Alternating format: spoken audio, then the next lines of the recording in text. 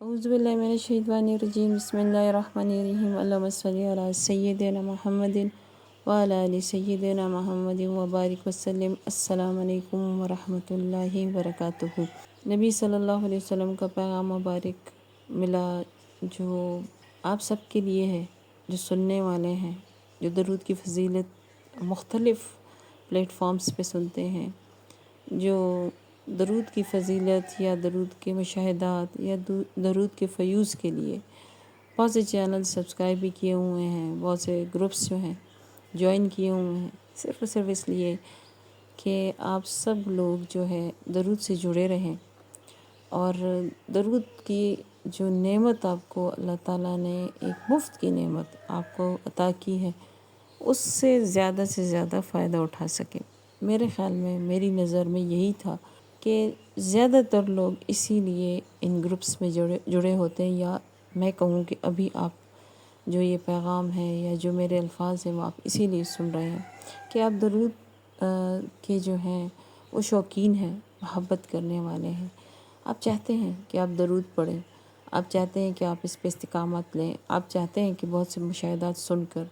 یا کسی کے تجربات سن کر آپ کو بھی ایسے ہی فیلنگز آئیں یا ایسی ہی فیوز و برکات آپ کو حاصل ہوں۔ لیکن شاید اس پیغام مبارک کے بعد آپ کو خود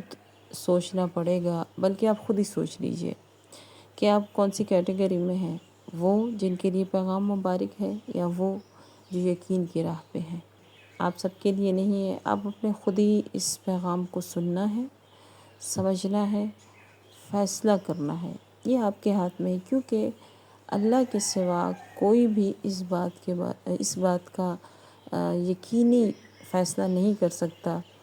کہ یہ پیغام مبارک میں جو آپ کو بھی سنانے لگی ہوں وہ آپ سب ہیں اس میں شامل ہیں یا بہت کم شامل ہیں۔ کیونکہ ہمیشہ یاد رکھیں، اللہ کے بعد خود اس انسان کو پتہ ہوتا ہے یا ہم انسانوں کو پتہ ہوتا ہے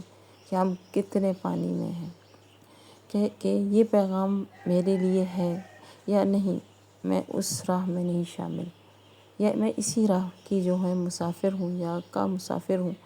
اور میں اسی راہ پہ چل رہا ہوں، اس لیے یہ میرے لیے ایک پیغام ہے، ایک گائیڈ لائن ہے جس پہ چل کر آگے چل کر میں انشاءاللہ تعالیٰ اس پیغام مبارک کو سمجھتے ہوئے اپنی زندگی درود شریف کو اس طرح گزاروں گا جس طرح پیغام مبارک ملا ہے، اس طرح نہیں گزاروں گا۔ اب آپ اس پیغام کو سن لیں، پھر اس کے بعد آگے چلتے ہیں۔ لیکن اس سے بھی پہلے ایک حدیث ہے، نبی صلی اللہ علیہ وسلم نے فرمایا کہ جو چیز تمہیں شک میں ڈال دے اس کو چھوڑ دو، اور جس پہ تمہیں یقین ہے مطلب کہ اس کو اختیار کرو۔ اب یہ پیغام مبارک کے بعد ایسا تو نہیں ہو سکتا آپ درود چھوڑ دیں، تو آپ پیغام مبارک سن لیں، پھر آگے میں اس کے متعلق آپ کو بتاتی ہوں۔ پچھلی رات یعنی جمعے کی رات، آج چونکہ سیٹرڈے ہے تو پچھلی رات مراقب ہوتے ہیں، اللہ تعالیٰ توفیق دے دیتا ہے، ہم نہ بھی ہوں تو بٹھا دیتا ہے، بلکہ مشکل ہی ہوتا ہے مراقبہ کرنا، لیکن پھر بھی ایسا ہوتا ہے کہ چونکہ ہماری کلاس میں ہو جاتا ہے، نہیں ہوتا تو میں اور میری دوست جو ہیں، اور اب تو ماشاءاللہ میری بھانجی بھی، ہم تینوں مل کر اپنی جگہوں پہ بیٹھ کے اپنی اس میں گھروں میں بیٹھ کے جتنے بھی فاصلے ہوں، لیکن جو رابطہ ہے اور جن کے لیے کیا جا رہا ہے، بیٹھ کر آنکھیں بند کر کے درود شریف پڑھتے ہوئے، نظریں جھکا کے، دل کی طرف تھوڑا سا جھک کے، اور گنبد خضرا کا تصور کرتے ہوئے، مسجد نبی کے صحن میں بیٹھتے ہوئے، روضہ رسول کے سامنے بیٹھتے ہوئے، جس کا جس طرح تصور جم جائے وہ اب الگ الگ ہوتا ہے نا، اللہ تعالیٰ جس کو جتنا ہی عطا کر دے، کوئی ادھر ہی بیٹھ جاتا ہے گیٹ پر اپنے تصور میں، وہ آگے اس کی ہمت نہیں ہوتی، کوئی گنبد خضرا کے بالکل سامنے جا کے بیٹھ جاتا ہے۔ کسی کو توفیق اللہ تعالیٰ رسائی دے دیتا ہے سنہری جالیوں کے سامنے، اور کسی کو تو بھی رسائی مل جاتی ہے روضہ رسول کے اندر جانے کی بھی، الحمدللہ بہت دفعہ بہت سے لوگوں کا میں نے سنا ہے ماشاءاللہ، جب مراقبہ کرتے ہیں تو روضہ رسول صلی اللہ علیہ وسلم کے سامنے اندر جا کر ان کے لیے گیٹ کھلتا ہے باقاعدہ، اور وہ اندر جاتے ہیں، اور پھر اس کے بعد وہ اپنا مراقبے میں جو پیغام مبارک ملا ہو، یا وہ درود شریف کی کثرت کرتے ہیں وہیں بیٹھ کر آقا کریم صلی اللہ علیہ وسلم کے بہت قریب بیٹھ کر روحانی طور پر کہہ لیں، تصوراتی طور پہ کہہ لیں، جو بھی ہے، لیکن بڑا مبارک اور خوبصورت منظر ہوتا ہے۔ بہرحال تو وہ مراقبہ جو ہوا، تو اکثر یہی ہوتا ہے، میں اور جو میری دوست ہیں لگ بھگ ہم ایک جیسے ہی ہمارا مراقبہ ہوتا ہے۔ اس دفعہ تھوڑا سا چینج اس طرح کہ جو مجھے ہوا اس میں تو اللہ تعالیٰ نے دکھایا کہ نبی صلی اللہ علیہ وسلم کا دربار ہے، دربار کے جو ہے دربار میں سب بہت سے لوگ ہیں میں نے دیکھے، اور لیکن مجھے یہ دکھایا گیا کہ یہ شہداء ہیں، شہداء جو صحابہ کرام بھی شہید ہوئے وہ بھی بیٹھے ہوئے ہیں، اور جو کربلا میں شہید ہوئے وہ بھی بیٹھے ہوئے ہیں، جو اس کے علاوہ بھی اس راہ میں شہید ہوئے وہ بھی بیٹھے ہوئے ہیں، لیکن بہت بڑا ہجوم ہے، اور جیسے وہ غمگین ہے۔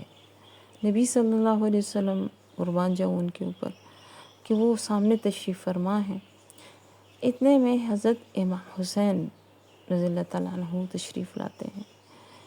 جو جنت کے شہزادے ہیں، سردار، تو وہ تشریف لے کے آتے ہیں۔ ان کی گود میں ان کے سب سے چھوٹے جو بیٹے تھے جو شہید ہوئے تھے، علی اصغر، وہ ہیں۔ آپ تشریف لاتے ہیں، اپنے نانا جان حضرت محمد صلی اللہ علیہ وسلم پہ میں قربان جاؤں، آپ ان کے سامنے جھکتے ہیں، سلام کرتے ہیں، ان سے پیار لیتے ہیں۔ اور پھر میں نے جو ایک طرف دیکھا تو یہ سارا مجمع بیٹھا ہوا ہے، لیکن اور جو شہداء کا حضرت امام حسین بھی ایک نبی صلی اللہ علیہ وسلم کے قریب تشریف رکھتے ہیں، ایک کرسی ہے، اس کے اوپر ایک تخت سا کہہ لیں،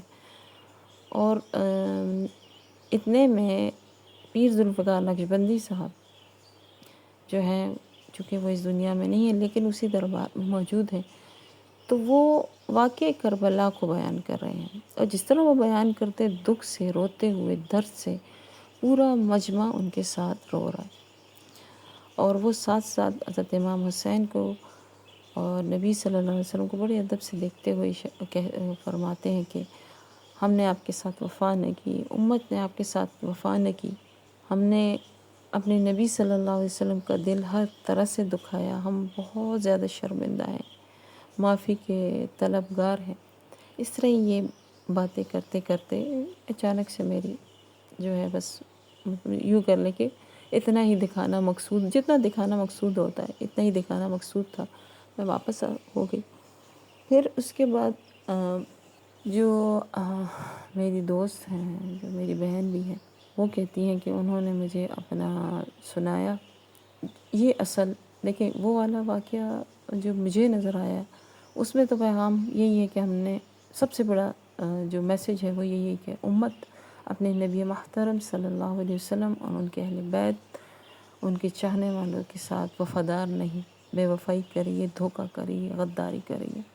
یہ تو بڑا کلیئر میسیج تھا، وہ معافی کے طلبگار ہیں، لیکن جو اس کا میسیج ہے وہ ہے کہ اس نے یہی دیکھا کہ ہم روزہ رسول کے اندر ہیں یا محفل مبارک میں ہیں، اور نبی صلی اللہ علیہ وسلم کی بائیں جانب پیروں مبارک میں بیٹھے ہوئے ہیں، دونوں بیٹھی ہوئی ہیں۔ تو اتنے میں نبی صلی اللہ علیہ وسلم کے سامنے ایک میز لا کر رکھی جاتی ہے، اور آپ صلی اللہ علیہ وسلم فرماتے ہیں کہ وہ تمام رجسٹر لا کر مجھے دکھائے جائیں، چونکہ آپ سب کے علم میں ہے اللہ تعالیٰ نے اپنے محبوب صلی اللہ علیہ وسلم کو اپنی محبوب امت کے لیے، ان کی تسلی کے لیے یہ ایک سسٹم ہے کہ ہر پیر اور جمعرات کو ہمارے اعمال پیش کیے جاتے ہیں امت کے، جو ہم نے اس دوران کیے ہوتے ہیں، تو وہ رجسٹرز کی شکل میں ہی ہوتے ہیں، تو وہ رجسٹرز لا کے رکھے گئے، تو آپ صلی اللہ علیہ وسلم نے ان رجسٹرز میں سے وہ رجسٹر سامنے رکھے جو درود شریف کے گروپس ہیں یا درود شریف پڑھنے والے گروپس ہیں وہ ہیں۔ تو پھر آپ صلی اللہ علیہ وسلم نے فرمایا کہ یہ وہ تمام گروپس ہیں جو درود شریف پڑھتے ہیں اور جن کے اوپر میری قبولیت، یعنی کہ میری طرف سے منظوری ہے، میں نے ان کے درود شریف کو قبول کیا ہے، اس کی مہر لگ چکی ہے، اور ان میں ہمارے الیاس کا گروپ بھی ہے۔ الحمدللہ میرا پرسنلی کوئی گروپ نہیں، میں 1-2 گروپس میں ہوں جہاں پہ صرف اور صرف میں اپنے درود شریف کی تعداد بھیجتی ہوں اور کچھ نہیں، کہ وہ بھی ہے، تو الحمدللہ وہ گروپ بھی منظور شدہ ہونے کی تصدیق ملی۔ الحمدللہ رب العالمین، اللہ اسی طرح استقامت رکھے۔ پھر آپ صلی اللہ علیہ وسلم نے فرمایا اب یہاں پہ آپ کے لیے پیغام ہے، اب کس کے لیے اس کا فیصلہ آپ نے خود کرنا ہے۔ آپ صلی اللہ علیہ وسلم نے فرمایا کہ میرے لحاظ سے کہیں کہ آپ جن کو درود کی تبلیغ کرتی ہیں، درود کی فضیلت و اہمیت بیان کرتی ہیں، ان سے کہہ دیں کہ جس نے اس راہ میں شک کیا وہ بہت دور رہ گئی، اور جو اس راہ میں مطلب بہت پیچھے رہ گئے، اور جو اس راہ میں یقین کے ساتھ آگے بڑھے، انہوں نے آگے بڑھ کر بہت کچھ پا لیا۔ سبحان اللہ۔ یہ پیغام مبارک ہم سب کے لیے ہے، یا ان سب کے لیے ہے جو درود شریف کے راستے میں کسی نہ کسی شک میں مبتلا ہے۔ دیکھیں، یہ آسان راستے نہیں ہیں، آپ یہ نہ سمجھیں کہ یہ آسان راستے ہیں۔ ہمیں دین اسلام مفت میں ملا ہے، لیکن ایمان مفت کی چیز نہیں ہے، اور ایمان ہوتا ہی یقین پہ ہے، توکل پہ ہے۔ آپ نے اپنے یقین اور ایمان کو مضبوط بنانا ہے، تبھی آپ آگے بڑھ سکتے ہیں، تبھی آپ برکتیں حاصل کر سکتے ہیں کسی بھی شعبے میں، جو ایمان کے درجے کے جو بھی شعبات ہیں۔ میں تو یہاں پر چونکہ میں درود شریف کے لیے اللہ تعالیٰ نے مجھے یقین جانے پیدا بھی درود شریف کے لیے کیا ہے، تو بات تو درود شریف کی کروں گی، اور میرے تمام تر باتوں کا خلاصہ بھی درود ہی ہوگا، درود والے محمد صلی اللہ علیہ وسلم ہی ہوں گے۔ میرے پاس اور کچھ کہنے کو نہیں ہے۔ تو اس لیے جو آپ بہت سے لوگوں کو میں نے سنا ہے نا، یہ کیسے ممکن ہے اتنا زیادہ درود شریف؟ اچھا، وہ منٹس کاؤنٹ کرتے ہیں، آپ اتنے سیکنڈ میں اتنی دفعہ پڑھیں گے تو اتنے 2 لاکھ کس طرح ممکن ہو گیا، 1 لاکھ کس طرح ممکن ہو گیا؟ بھی ہوتا ہے۔ آپ اور ہم نہیں کرنے والے، یہ ہمارا دیکھیں، اللہ تعالیٰ نے ہمیں کہا ہے کہ بس درود پڑھو۔ اللہ نے ہمیں یہ نہیں کہا کہ یہ دیکھو کہ کس طرح پڑھا، اس کو کیسے پورا میں کروں گا، وہ اللہ کا کام ہے۔ کتنے وقت میں کروں گا، برکت کیسے ڈالوں گا وقت میں، تمہارے لیے دن کو کیسے طویل کر دوں گا، برکت کے لحاظ سے کہہ رہے ہوں۔ کوئی کسی کے لیے گھڑیاں نہیں رکتی، کسی کے سوائے نبی صلی اللہ علیہ وسلم کی، ان کی زندگی مبارک میں ان کے لیے جو وقت کو روکا گیا، وہ تو محبوب کل جہان ہیں، وجہ تخلیق کائنات ہیں، ان کے لیے نہ ہو تو کن کے لیے ہو؟ باقی اس کے بعد آپ یہ نہ سمجھیں کہ اگر ہم یہ کہتے ہیں، اگر میں نے ایک دفعہ کہا کہ میرے لیے وقت رک جاتا ہے اور میں جب اپنا درود مکمل کروں تو میں دیکھتی ہوں کہ میں ادھر ہی کھڑی ہوں، تو یہ وقت کی برکت ہوتی ہے۔ اس بات کو آپ نے سمجھنا ہے۔ شک کبھی مت کیا کریں۔ اب تو میں مزاحمتیں بھی نہیں کرتی شک کی، کیونکہ جن کو شک پڑے ہوتے ہیں وہ یقین نہیں کرتے، اور ان کے لیے ایک قسم کی بڑی تنبیہ ہے اس میں کہ آپ بہت پیچھے رہ جائیں گے، آپ آگے نہیں بڑھ سکیں گے۔ اب آپ دیکھیں، اگر آپ آگے نہیں بڑھ رہے اس راہ میں، تو آپ کے دل میں کون سا شک ہے، اس کو نکالیں، صاف کریں، اللہ سے دعا مانگیں کہ ان تمام تر غلاظتوں کو جو اس راہ میں ہمیں شک میں ڈال رہے ہیں نا، یہ اللہ کا حکم ہے بھائی،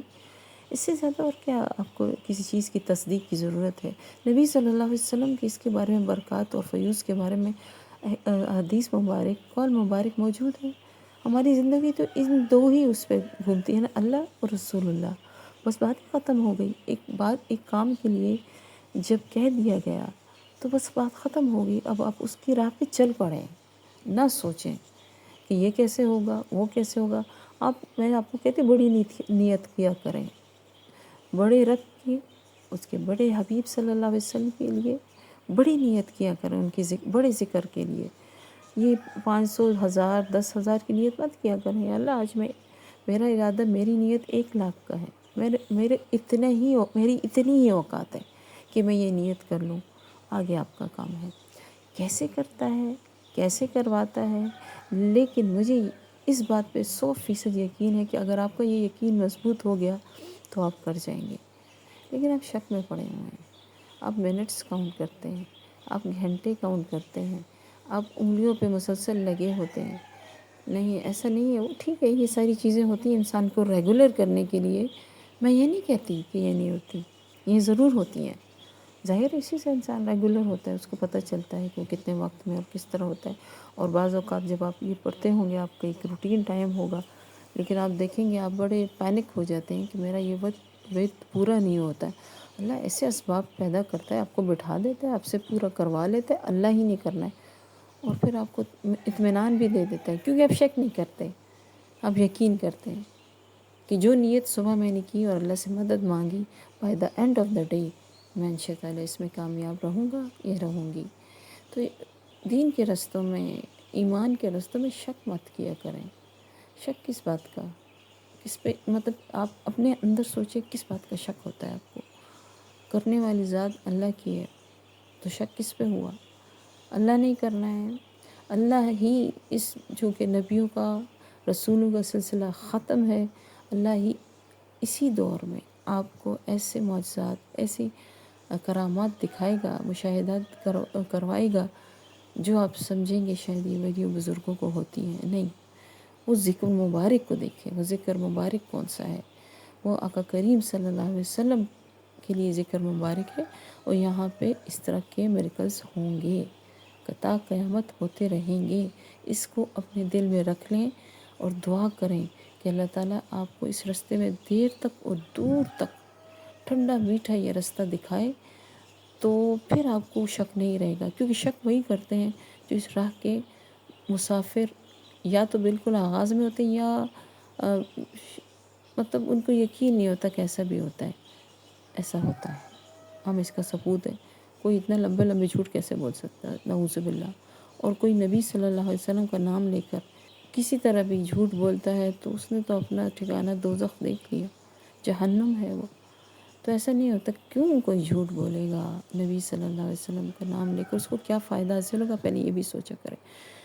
تو شک چھوڑ دیں، دل سے نکال دیں، کیونکہ شک آپ کے دل میں شیطان ڈالتا ہے، نفس ڈالتا ہے۔ اس کو مارنا بہت ضروری ہے۔ کیسے مارنا ہے؟ جتنی کثرت کریں گے بغیر کچھ سوچے ہوئے، اتنی آسانیاں ہوتی جائیں گی۔ تو اللہ تعالیٰ ہمیں یقین والے، ایمان والے رستوں پہ چلائے۔ اللہ تعالیٰ ہمیں وہ قرب عطا کرے کہ ہمارے سارے وسوسے اور شک جتنے بھی دل ہیں سب دھل جائیں، اور ہم بند آنکھوں سے اس راستے پر چلتے جائیں، چلتے جائیں، چلتے جائیں، اور بالآخر اپنی منزل پر پہنچ جائیں۔ مجھے اپنی دعا میں یاد رکھیے گا، آپ سب میری خصوصی دعاؤں میں ہیں، میں ہر پل آپ کے لیے دعا گو ہوں۔ اللہ تعالیٰ میری تمام تر دعائیں آپ کے حق میں قبول فرمائے۔ السلام علیکم ورحمۃ اللہ وبرکاتہ۔